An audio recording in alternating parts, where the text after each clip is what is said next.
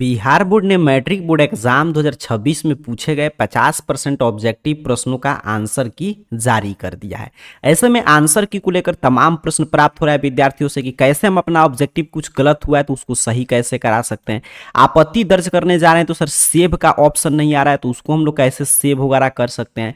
जो भी आपके मन में डाउट है उन सभी प्रश्नों का जवाब इस वीडियो में मिल जाएगा, तो ध्यान से देखिएगा। देखिए 50% ऑब्जेक्टिव प्रश्न का उत्तर आप दिए थे OMR सीट पे, तो उस OMR सीट को बिहार बोर्ड कंप्यूटराइज मशीन से चेक करता है तो उसके लिए आंसर की जारी किया है। इस आंसर की से क्या फायदा है, तो एक तो आपको अगर पहले से मालूम होगा, यहीं से प्रश्न फंसता है। अब विद्यार्थी ये सोचते हैं कि सर हमारा OMR सीट मिल जाता जिसमें हम आंसर बनाए हैं तब हम मिला लेते कि हाँ आंसर की से ए सही हो रहा है गलत हो रहा है, लेकिन ऐसा नहीं है। बिहार बोर्ड आपका OMR सीट नहीं जारी करता है, ठीक है। बिहार बोर्ड जो है आपका सीधे जो आंसर मतलब कि जो आंसर की है वो जारी किया है। आपको ये कहता है कि आप प्रश्न पत्र लेकर आए उस पर आपको याद होगा तभी आंसर आप मिला सकते हैं, ठीक। तो एक काफी विद्यार्थियों से प्रश्न आ रहा था कि सर हमारा OMR सीट कैसे डाउनलोड करेंगे, तो आप नहीं डाउनलोड कर सकते हैं। तो इससे तो एक है कि आंसर की मिला लेंगे अगर पहले से मतलब कि आपको याद होगा कि इस प्रश्न का ये उत्तर मैं बनाकर आया हूं, तो इससे पता चल जाएगा कि आपका 50% रिजल्ट क्या आने जा रहा है। दूसरा महत्वपूर्ण ये जिस उद्देश्य के लिए जारी होता है कि इस पर आप ऑब्जेक्शन दायर कर सकते हैं, मतलब आपत्ति दर्ज कर सकते हैं। अगर मान लीजिए किसी प्रश्न का उत्तर आप बनाकर आए हैं, देखिए बनाने से कुछ नहीं होता है, यहाँ पे यही बात आपको समझना है। मान लीजिए 1 नंबर प्रश्न का उत्तर मैं बनाकर आया B और बिहार बोर्ड जारी किया है 1 का C, तो मेरे बनाने से कुछ नहीं होता है, मैं बार बार बोलता हूं। लेकिन अगर B जो है ये सही है, मैंने बुक के अनुसार रूल नियम के अनुसार सही है, और जो बिहार बोर्ड 1 का C जारी किया है वो गलत है थ्योरी के अनुसार बुक के अनुसार, तो मैं अगर आपत्ति दर्ज नहीं करता हूं तो बिहार बोर्ड तो समझेगा कि इस पे कोई छात्र आपत्ति नहीं दर्ज किया, इसका मतलब C है, तो वहीं चेक करेगा, तो मेरा सही बनाते हुए 1 अंक कट गया।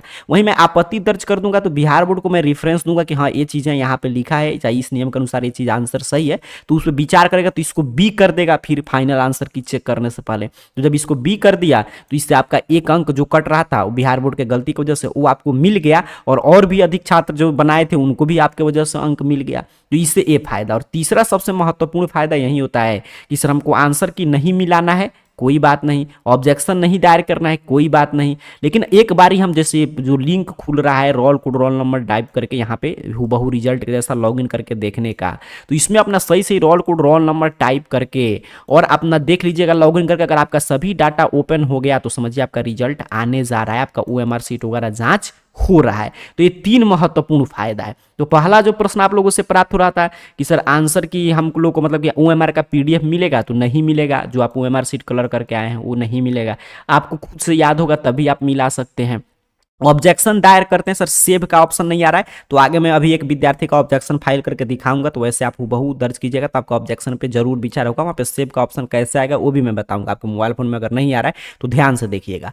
अच्छा, तीसरा ये प्रश्न था काफी विद्यार्थियों से कि सर ठीक है अगर मान लीजिए ऑब्जेक्शन हम लोग फाइल करते हैं और मेरा हो सकता है कि बिहार बोर्ड जो जारी किया वहीं मान लीजिए जैसे 2 का बिहार बोर्ड जारी किया C समझने के लिए, और मैं बनाकर आया हूँ B, फिर मैं कहूँगा आपके बनाने से कुछ नहीं होता है, बुक के अनुसार आपका B सही है, और आपने दायर किया ऑब्जेक्शन और हो सकता है आपका गलत हो C ही सही हो, तो क्या मुझ पे कुछ उसका इफेक्ट पड़ेगा? कोई इफेक्ट नहीं पड़ेगा, ठीक। आप C ही आप मान लीजिए ऑब्जेक्शन आप दायर किए, अगर गलत होगा तो बिहार बोर्ड देख लेगा, अच्छा ठीक है छात्र से गलती से हो गया, तो कोई बात नहीं, उस पर कोई विचार ही नहीं करेगा। जो सही ऑब्जेक्शन होगा उसी पे विचार किया जाएगा। तो ये डरना नहीं है कि हाँ मान लीजिए आप दर्ज कर रहे हैं तो हो सकता है आपका ऑब्जेक्शन गलत हो तो उससे कोई प्रभाव नहीं पड़ेगा, अगर सही हो गया तो आपका 1 अंक सही हो जाएगा। तीसरा ये बात कि सर हमने एग्जाम नहीं दिया है तो कोई भी इसके लिए आपत्ति दर्ज कर सकता है, बस रोल कोड रोल नंबर चाहिए, और मान लीजिए टीचर भी है वो भी आपत्ति दर्ज कर सकते हैं, विद्यार्थी अभिभावक कोई भी आपत्ति दर्ज कर सकता है। मान लीजिए ये भी प्रश्न आता है कि सर ठीक है हमको सेट कोड मिला था I, मान लीजिए I सेट कोड का प्रश्न पत्र मिला, A से J तक सेट कोड था प्रश्न पत्र का 10 सेट, और हमको दायर करना है A सेट के लिए, तो क्या दर्ज कर सकते हैं? बिल्कुल आप दायर कर सकते हैं, ठीक है।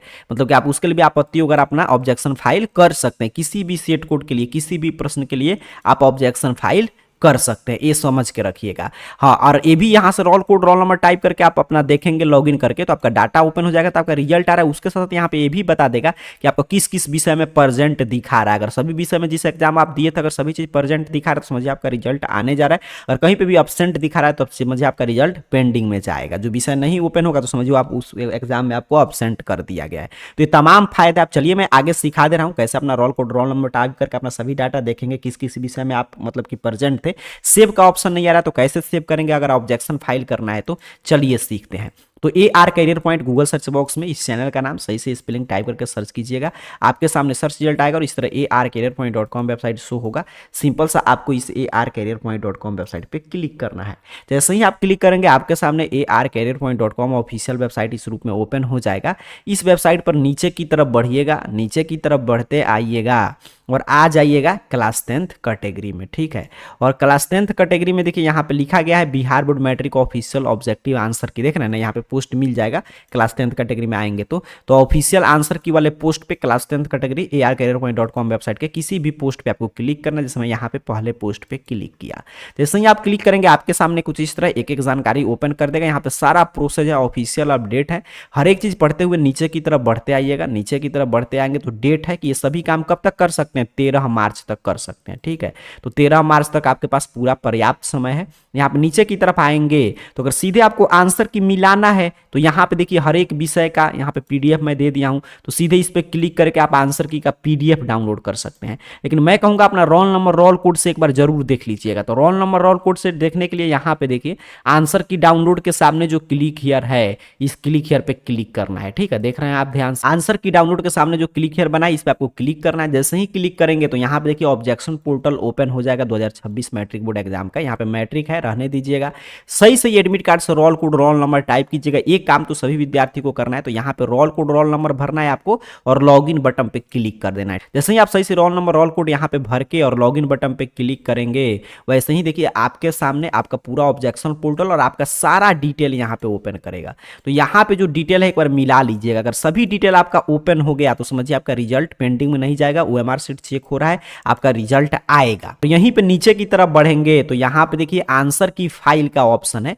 तो यहाँ पे आप देख रहे हैं कि सब्जेक्ट, यहाँ पे विषय कह रहा है सेलेक्ट करने के लिए। तो विषय यहाँ से जैसे ही आप सेलेक्ट करेंगे तो यहाँ पे देखिए जो बता दिया ना कि 1 2 3 4 5 जैसे विद्यार्थी हर एक विषय का एग्जाम में सम्मिलित हुआ था, तो यहाँ पे कोई विषय आपका नहीं ओपन हो रहा तो समझिए उसमें आपको एब्सेंट कर दिया है, ठीक है। कुछ चीजें आप नहीं भरे होंगे, तो यहाँ से अपना देख लीजिए जिस विषय का आपको देखना है उस विषय पे क्लिक कीजिएगा आंसर की देखने के लिए। जैसे मैंने देखा यहाँ पे साइंस पे क्लिक किया तो यहाँ पे देखिए साइंस का ओपन हो गया आंसर की A से लेकर J तक। तो यहाँ से पहले आपको देख लेना है कि किस प्रश्न का उत्तर बिहार बोर्ड क्या जारी किया है और कौन सा प्रश्न पे आपको ऑब्जेक्शन फाइल करना है, ठीक है।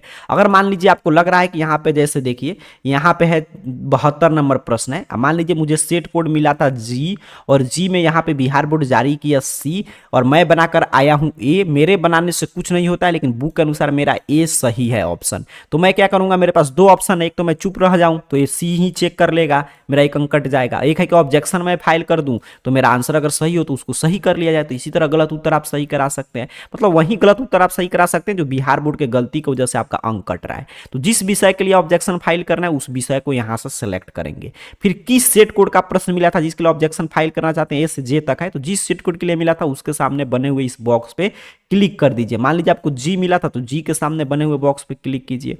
प्रश्न संख्या, कितना नंबर प्रश्न के लिए आपत्ति दर्ज करें, तो मान लीजिए हमको 72 के लिए करना है तो 72। समस्या क्या है सर, अगर प्रश्न ही आपको लग रहा है गलत पूछ दिया था तो प्रश्न गलत है, जैसे ही सिलेक्ट करेंगे तो यहाँ पे देखिए सही उत्तर का ऑप्शन गायब कर देगा। यहाँ पे आपको लिखना होगा क्यों आप कह रहे हैं प्रश्न गलत है, उसके बारे में लिखकर आपको सेव बटन पे क्लिक करना है। अगर मान लीजिए यहाँ पे आपको लग रहा है कि नहीं प्रश्न सही था, उत्तर जो बिहार बोर्ड जारी किया है वो गलत है, तो जैसे ही उत्तर गलत है सिलेक्ट करेंगे, यहाँ पे सही उत्तर क्या है ये पूछेगा, कौन सा ऑप्शन सही है। तो आपको जो लग रहा है उसको यहाँ पे टिक कर दीजिए। ए लग रहा है A, B लग रहा है B, C लग रहा है C, D लग रहा है D। जिस जो भी लग रहा है उसके सामने यहाँ पे बॉक्स जो है इसको इस तरह टिक कर देना है। मैंने A मान लीजिए यहाँ पे सिलेक्ट किया। अब यहाँ पे क्या लिखेंगे सर जस्टिफिकेशन में, तो ये बताएंगे कि A आपने उत्तर जो जारी किया है गलत है, इस प्रश्न का A सही उत्तर होगा। अगर मान लीजिए किसी थ्योरी का यूज करना चाहते हैं किसी नियम के अनुसार तो ये आप पूरा 1-2 लाइन में लिख सकते हैं, जितना मर्जी उतना लिख सकते हैं। अगर मान लीजिए कहीं बुक में आप रिफरेंस देना चाहते हैं कि इस पब्लिकेशन का बुक है, इतना नंबर पेज पर आप देख सकते हैं, ये चीजें लिखा हुआ है, इसलिए ये उत्तर सही है, आपसे गलती से उत्तर जारी हो गया। तो ये पूरा चीज लिखकर सेव बटन पे क्लिक कर दीजिएगा, आपका ऑब्जेक्शन फाइल हो जाएगा। अब सेव बटन जिनमें नहीं आ रहा है तो मोबाइल फोन में क्या करना है, क्रोम ब्राउजर में खोलिएगा और 3 डॉट जो मिलता है क्रोम ब्राउजर में 3 डॉट इस तरह रहता है, इस पे क्लिक करके डेस्कटॉप मोड में आपको कर लेना है। डेस्कटॉप मोड में आप कर लेंगे तो कंप्यूटर के जैसा ओपन होगा मोबाइल फोन में, तो उसमें सेव का ऑप्शन आ जाएगा। ठीक है, तो जिनका मोबाइल फोन में नहीं आ रहा है सेव का ऑप्शन, वो डेस्कटॉप मोड आप समझ रहे हैं, क्रोम ब्राउजर में खोलिएगा और इस तरह 3 डॉट मिलता है, इस 3 डॉट पे यहाँ पे आपको क्लिक करके और इसको डेस्कटॉप मोड में अपने को कर लेना है, ये समझ के रखिएगा, बस आ जाएगा सेव का ऑप्शन। तो इससे यही बेनिफिट है, एक तो ऑब्जेक्शन फाइल करके मान लीजिए बिहार बोर्ड की वजह से जो आपका आंसर गलत चेक हो रहा होगा उसको सही करा सकते हैं। ऑब्जेक्शन फाइल करने का सिंपल सा तरीका है, यहाँ से जिस भी विषय के लिए करना है उस विषय को सिलेक्ट कीजिए, किस सेट कोड के लिए करना है उसको सिलेक्ट कीजिए, किस क्वेश्चन नंबर के लिए करना है उसको सिलेक्ट करेंगे, क्या गलत है, प्रश्न गलत है कि आंसर गलत है, कौन सा सही है, जस्टिफिकेशन में कारण बता के सेव बटन में बता ही दिया, मोबाइल फोन में भी आ जाएगा, बस डेस्कटॉप मोड में कर लीजिएगा, सेव पर आपको क्लिक करना है। और दूसरा कि आपका सभी डाटा ओपन हो गया, यहाँ पे सभी विषय आपका शो कर रहा है, तो समझिए आपका रिजल्ट आने जा रहा है, सभी विषय का एग्जाम में आपको प्रेजेंट मतलब कि शो कर रहा है, तो समझिए आपका रिजल्ट आएगा। तो ये पेंडिंग वगैरह के जाने से डर से आप मुक्त हो गए। तो ये अंतिम मौका है, 13 तक आपको पास समय है, लिंक वगैरह ओपन है, तो जरूर एक बार ही चेक कर लीजिएगा। सही विद्यार्थी यहाँ से चेक करके जरूर बताइएगा कि आपका आंसर की ओपन हो रहा है कि नहीं, कि आपको किसी प्रश्न के लिए ऑब्जेक्शन फाइल करना है, वो भी कमेंट बॉक्स में लिख सकते हैं ताकि हम लोग भी विचार करें उस प्रश्न पे।